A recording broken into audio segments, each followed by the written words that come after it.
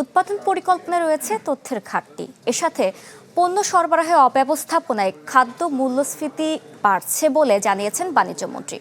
অন্যদিকে কৃষক থেকে খুচরা বিক্রেতা পর্যন্ত 5 হাত ঘুরে চালের দাম বেড়ে হচ্ছে দ্বিগুণ।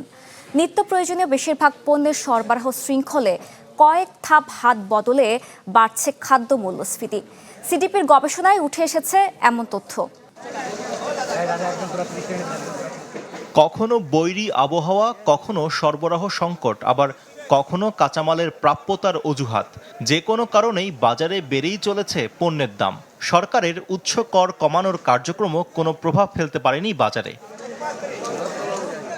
নানা সময় নানা কথায় বাজার সামাল দেওয়ার কথা সরকারের কাছ থেকে বলা হলেও আদতে তা কোনো কাজে আসছে না। নগদ নিয়ে এলো হার না মানা হার অফার। সর্বনিম্ন 10,000 টাকা রেমিটেন্স নগদে পাঠালে থাকছে স্বর্ণের হার জেতার সুযোগ।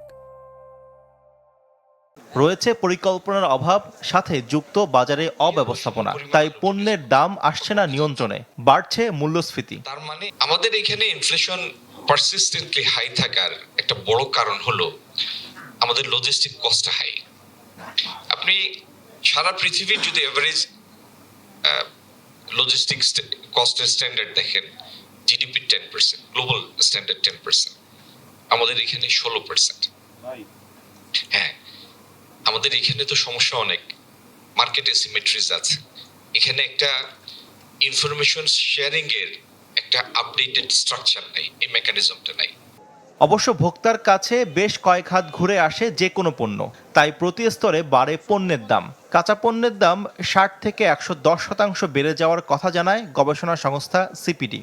নিম্ন আয়ের জনগণ কি ধরনের পণ্য ভোগ করে থাকে সেটা একটা এগুলো বিষয়, এবং তার পাশাপাশি যে বিভিন্ন পর্যায়ে যে দামের যে এই যে পরিবর্তনটা এবং দামটা কিভাবে হয়, এগুলোর যে বিভিন্ন নিটিগ্রিটি বিভিন্ন মাঠ পর্যায়ে আছে তথ্য পাওয়ার ক্ষেত্রে, সেগুলাকেও কিন্তু আবারও যাচাই বাছাই করা হবে। পণ্যের দাম নিয়ন্ত্রণে উৎপাদক পর্যায়ে সরকারি বিভিন্ন প্রকল্পের সঠিক ব্যবহার ও পরিকল্পনায় স্বচ্ছতার কথা তুলে ধরেন বক্তারা। এবং গমের প্রাইস বা আটার প্রাইস, এটাতে কিন্তু ফুড মিনিস্ট্রি ইন্টারভেনশন করতো এবং এটা মনিটরিং করতো। বাড়লে এটা আপনার বা কমলে, কোনো সময় কমে গেলে বা ফার্মারকে প্রোটেকশন দেওয়ার জন্য বাড়লে ও আপনার ইন্টারভেনশন করতো গভর্নমেন্ট স্টক থেকে আসে। এখন এটার এই ভূমিকা অনেক ছোট হয়ে গেছে। এটা আমার মনে হয় দেখা দরকার, রিভিজিট করা দরকার। খাদ্য মূল্যস্ফীতি নিয়ন্ত্রণে পণ্যের হাত বদল কমানো, গুদাম ও মূল্যের স্বচ্ছতা নিশ্চিতে পরামর্শ দেওয়া হয়। শফি মাহমুদ সাগর, চ্যানেল 24, ঢাকা।